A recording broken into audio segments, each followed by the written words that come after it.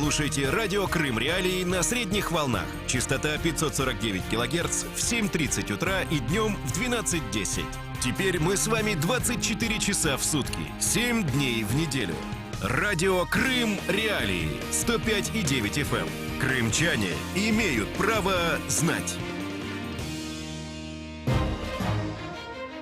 Как обстоят дела у задержанных в марте крымчан, фигурантов второго симферопольского дела Хизбут-Тахрир? И почему адвокаты задержанных настаивают на их невиновности? Все это мы обсудим в ближайшие полчаса. Сегодня 14 мая. В студии для вас работает Елена Римовская. Здравствуйте.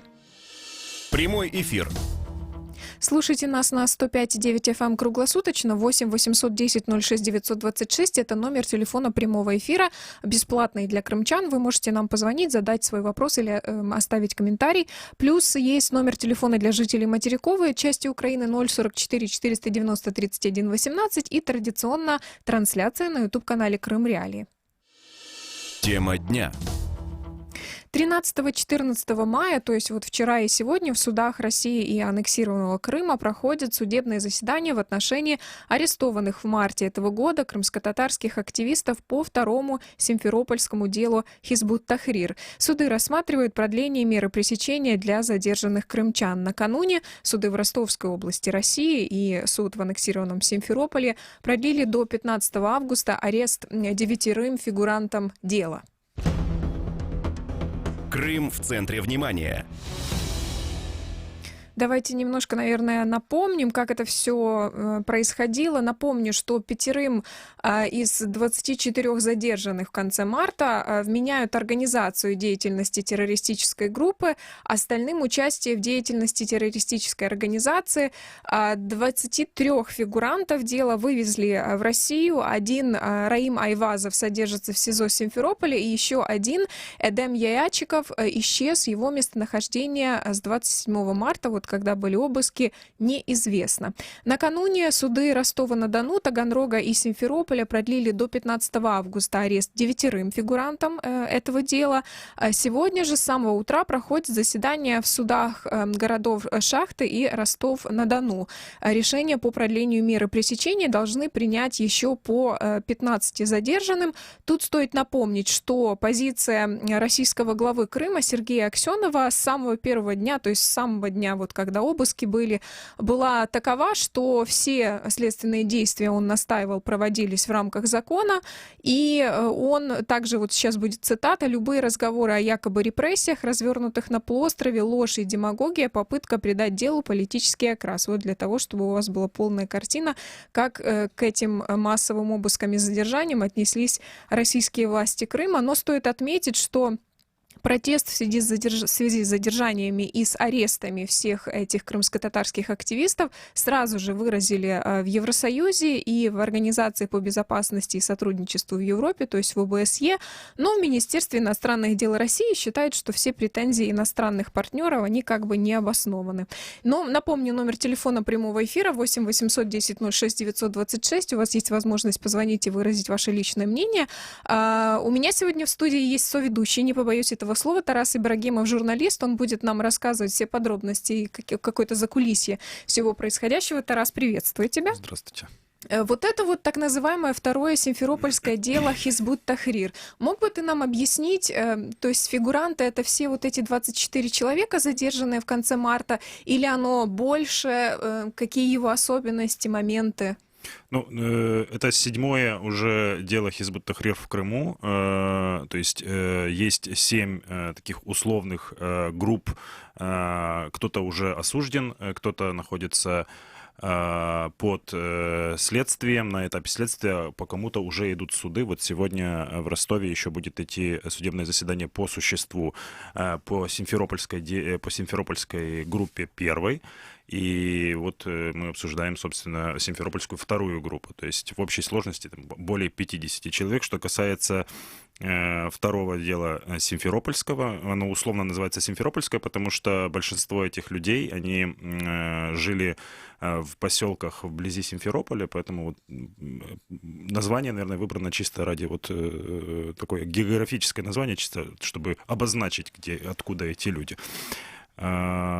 И, собственно, особенность в том, что большинство из этих задержанных, они так или иначе проявляли какую-то гражданскую активность на протяжении 5 лет, как начались только первые аресты в Крыму. Кто-то из них вырос в гражданского журналиста, кто-то там получил даже аккредитацию каких-то российских СМИ и ездил на суды, кто-то занимался передачками, возил продукты и вещи первой необходимости в СИЗО. Кто-то просто занимался какими-то текущими техническими даже вещами, сопровождением, постоянно каждый месяц, в конце каждого месяца там происходит заседание общественного объединения «Крымская солидарность». Там тоже много каких-то нюансов по организации и так далее. То есть все эти люди так или иначе были как-то задеяны в гражданской какой-то активности и, собственно, наверное, за это и поплатились. И вчера они, собственно, об этом и говорили в суде.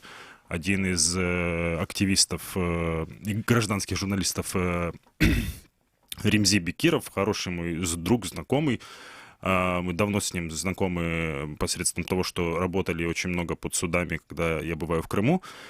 Он заявил о том, что, собственно, преследует его, и сейчас он находится в СИЗО, и преследует его по уголовной этой статье по участию в запрещенной организации Хизб ут-Тахрир, только из-за того, что он освещал на протяжении всего этого времени, освещал судебные заседания и писал об этом у себя на странице или работал для Крымской солидарности. Мгм.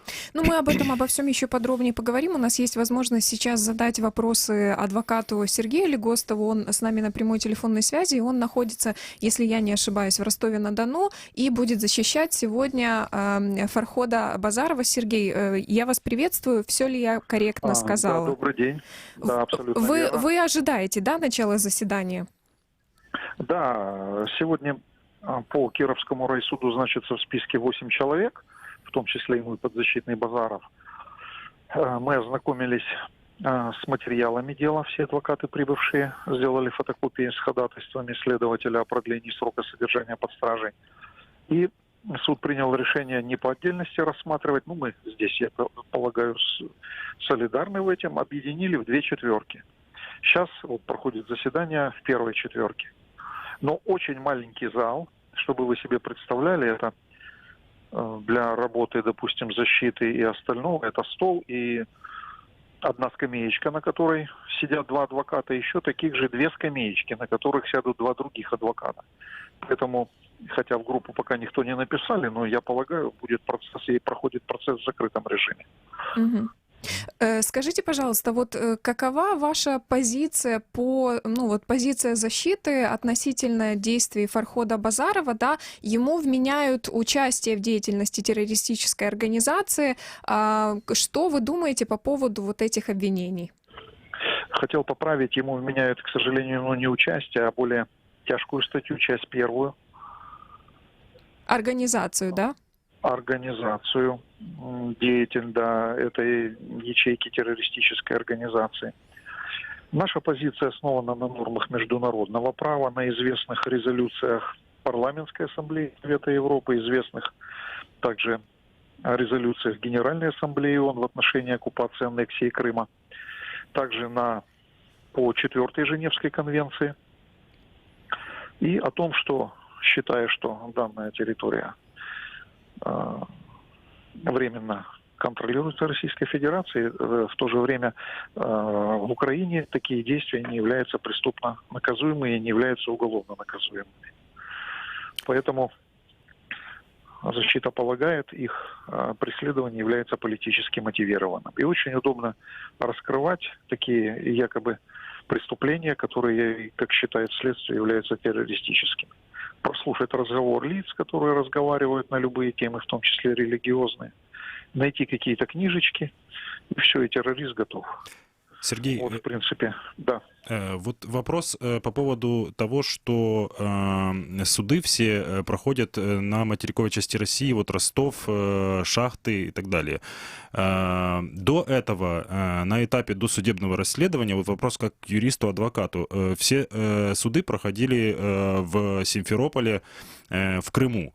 Вот с чем вы связываете это перемещение этих людей и ваших подзащитных, вашего подзащитного в частности, и насколько оно обосновано с юридической точки зрения, незаконно обосновано? Это вот...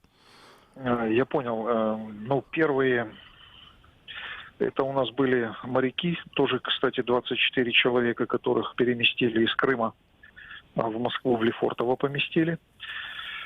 И данное перемещение, конечно, защита тоже считает незаконным и противоречит статье 4 Женевской конвенции. То есть там было да. еще вами написано заявление на имя генпрокурора Юрия Чайки по поводу незаконного перемещения, если я не ошибаюсь. Да, все коллеги писали данные такие заявления. Ну вот с юридической точки зрения, то есть есть ли у них полномочия рассматривать, перемещать этих людей и рассматривать вот продление меры пресечения вот в судах в России? Перемещать, в принципе, они не имели права по этой, но суд Российской Федерации, получается, компетентен рассмотреть ходатайство следователя, если он создан в соответствии с законом.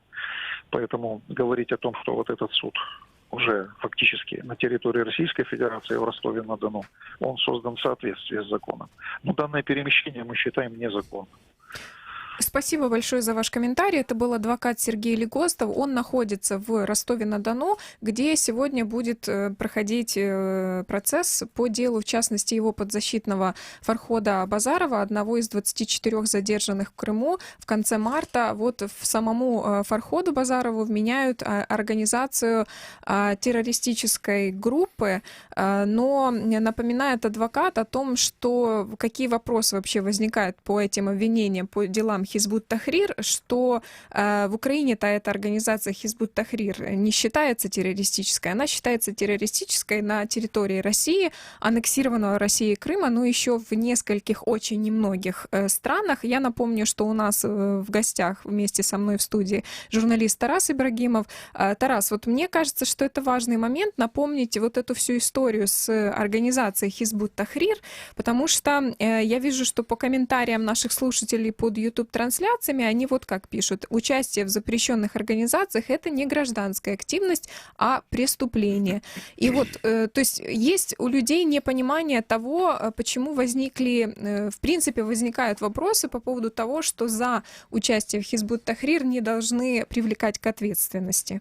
Да, ну, на самом деле, это проблема, с которой вот я как журналист сталкиваюсь уже несколько лет, освещая вот суды и дела по Хизбут-Тахрир, потому что это самое сложное — объяснить людям специфику этих дел.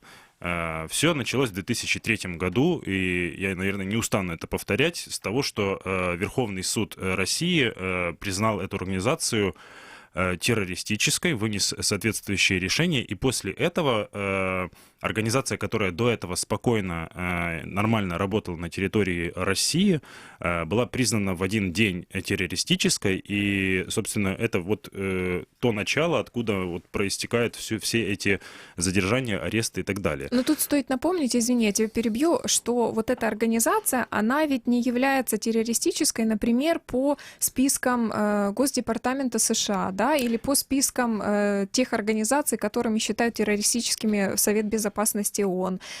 Более того, за всю историю уголовного преследования людей по Хизбут-Тахрир не было ни одного террористического акта на территории Российской Федерации, и, в принципе, за этой организацией не числятся никакие насильственные действия. То есть сама партия Хизбут-Тахрир, она декларирует ненасильственную борьбу посредством пропаганды своей идеологии, и не более того. И то она занимается подобной пропагандой только в мусульманских странах, и в странах светских она просто ведет вот такую деятельность на уровне там поддержания. Но это если говорить просто своего позиционирования, да, что мы такие вот есть и так далее, так же, как они делают в Украине. То есть существует эта организация, но это не означает, что они ходят здесь по улицам Киева и пропагандируют там свой образ жизни или ислам и так далее. Это что касается какой-то мат-части, да, вот фактажа. А что касается того, что этих людей нельзя называть активистами, вот пишут комментарии, да, я напомню, что в Крыму силовики избрали для себя такой тактику такую, что вот прикрываясь этими делами Хизбут Тахрир, задерживают людей, которые в принципе могут не иметь вообще никакого отношения ни к идеологии Хизбут Тахрир, ни к членству партии Хизбут Тахрир, и преследуют их только потому, что они мусульмане. Ну вот, допустим, вот 24 фигуранта этого дела, которые были задержаны в конце марта, с частью из них ты знаком. Вот все ли имеют отношение к этой организации, признают то, что они там, скажем, идеологически ее поддерживают, или есть люди, которые вообще не понимают, в чем возникли к ним претензии? Это очень хороший вопрос, потому что за 5 лет уголовных дел в Крыму кто-то уже сидит, там вот севастопольская группа, да, уже отбывают срок наказания, кто-то, по кому-то уже вынесены приговоры, первая бахчисарайская группа, по кому-то следствие идет, и никто из этих людей не признал свою вину и не заявил в суде о том, что я являюсь членом Хизбут Тахрир, да, вот как бы я виновен и так далее.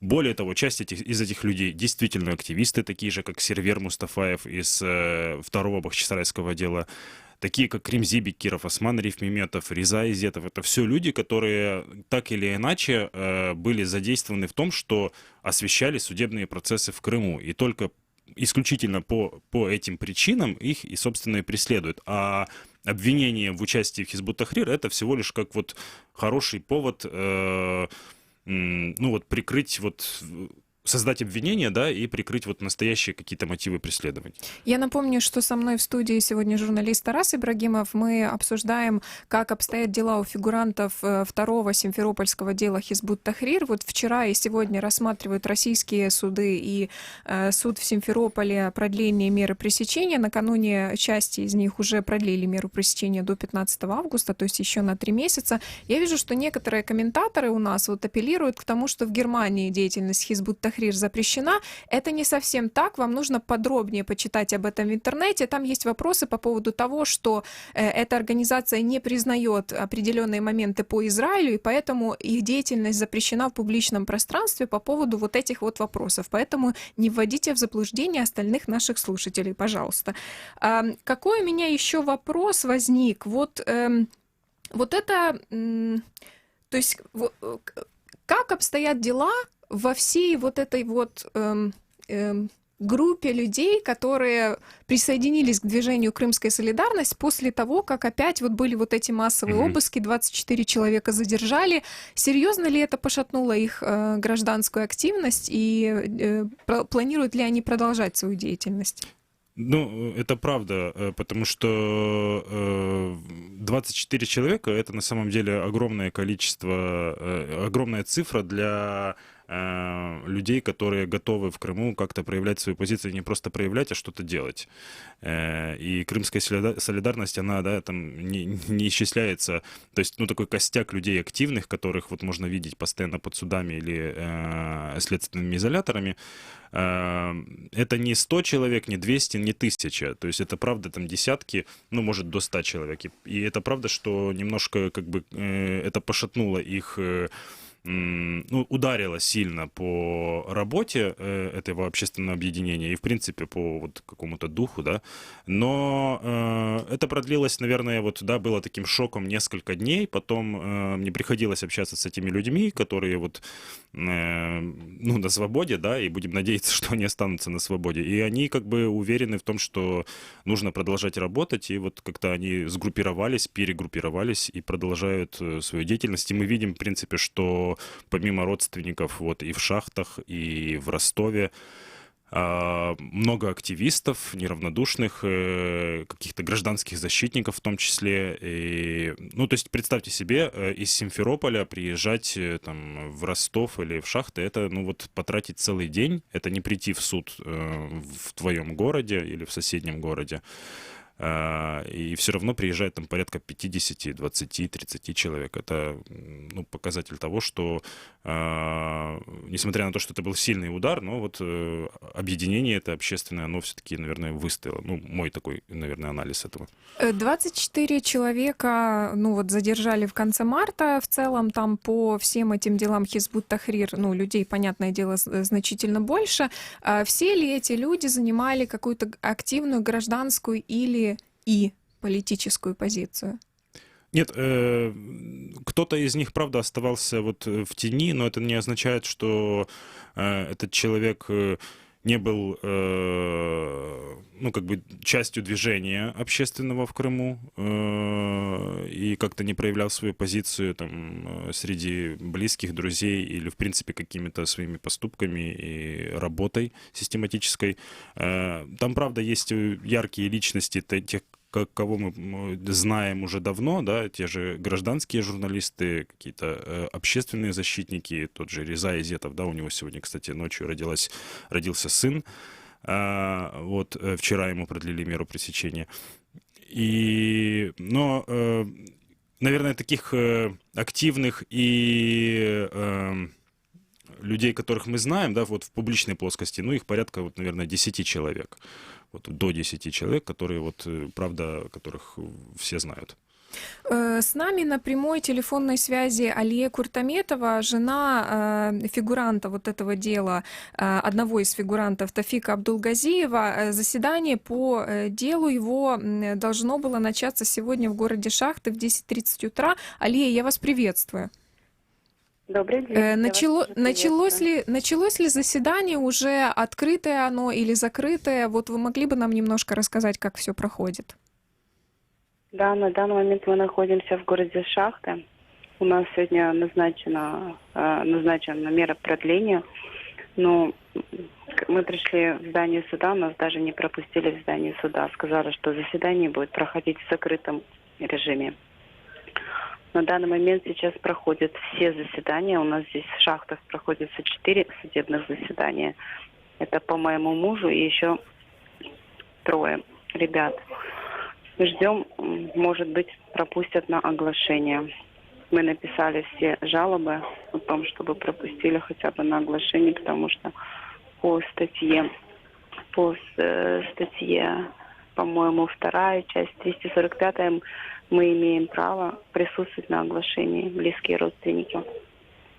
С тех пор, как вашего мужа задержали, вот уже прошло несколько месяцев, удалось ли вам за это время с ним контактировать, и что он вам рассказывал, вот, например, по поводу там условий содержания? Ну, с мужем мы связывались только лишь через адвоката.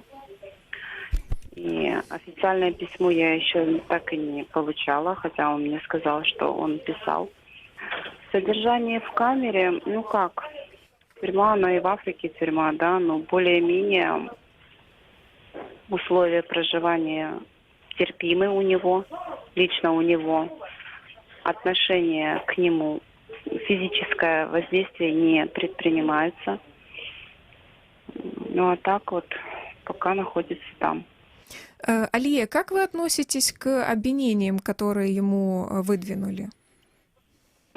Как я могу относиться к этим обвинениям, которым они вообще никак не укладываются в голове? Это просто огульные обвинения в терроризме. У меня муж абсолютно мирный, добропорядочный гражданин своего государства. Они просто пытаются... Могу-то я говорить? Да-да-да. Вот как было в прошлом, да, с нашим народом в 1944 году, когда наши мужчины и более-менее такие взрослые ребята ушли все на войну, остались одни старики и дети, и за один день выслали весь народ, да, обвинив его лживо в том, что наш крымско-татарский народ является предателем. Так же сейчас происходит у нас, только более цивилизованно. Они нас не могут уже выселить, посадить в вагон обратно. Да? Они нас просто, наших мужей, сажают, депортируют в российские тюрьмы, да, как это уже сейчас принято говорить у нас в народе. Так. Спасибо вам большое за ваш комментарий. Это была Алия Куртаметова, жена фигуранта вот второго симферопольского дела Хизбут Тахрир Тофика Абдулгазиева. Сегодня проходит по нему суд, и со мной в студии журналист Тарас Ибрагимов. Я вижу, что много возмущений у нас тут у слушателей под YouTube-трансляцией по поводу того, что нет позиции прокурора. Вы знаете, она, наверное, была бы, если бы суды были не в закрытом режиме, но в любом случае я вот предлагаю сейчас напомнить, что говорил по поводу всех этих задержаний российский глава Крыма Сергей Аксенов. Тут стоит отметить, что очень оперативно российские власти Крыма отреагировали на события вот тогда, 27 марта, когда были обыски, и крымские медиа в том числе, все сразу начали писать по поводу того, что задержали экстремистов-террористов, то есть никакого суда еще не было, но уже, тем не менее, заявления в крымских медиа были. Значит, что заявил тогда Сергей Аксенов? Что все следственные действия проводятся в рамках закона, и он настаивает, что, значит, любые разговоры о том, что это могут быть репрессии, это попытка притянуть политику к этой всей ситуации.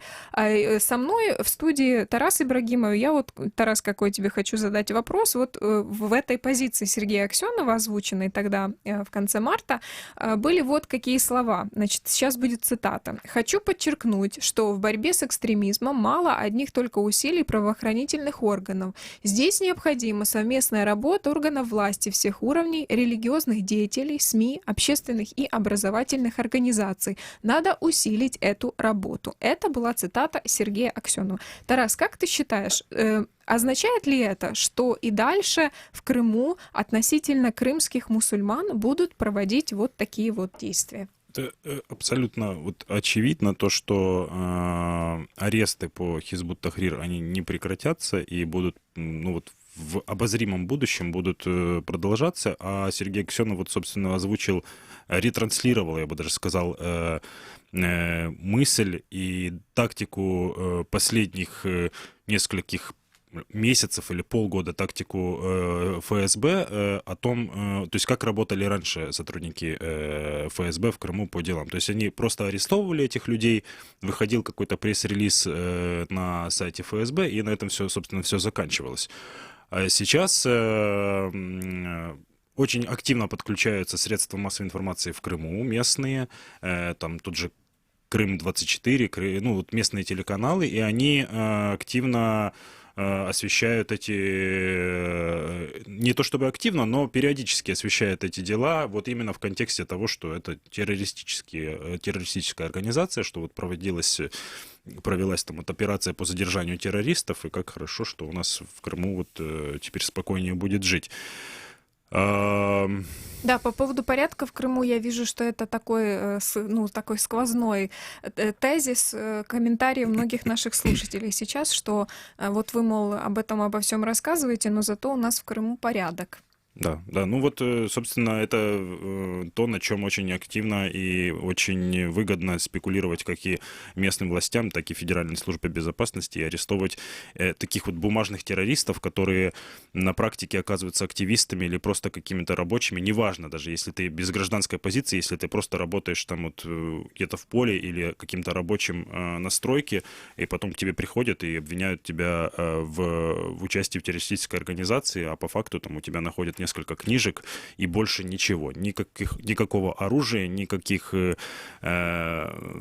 вещей, которые связаны вот в реальности там, с террористической деятельностью. Этого не было на протяжении не то что уголовного преследования в Крыму, а в принципе в России соседней, да, с 2003 года аресты там начались где-то в 2009 первые уголовные дела по Хизбут Тахрир. За весь этот период, тут я хочу обратить внимание, не было найдено, в принципе, никакого оружия и не было никаких реальных обвинений в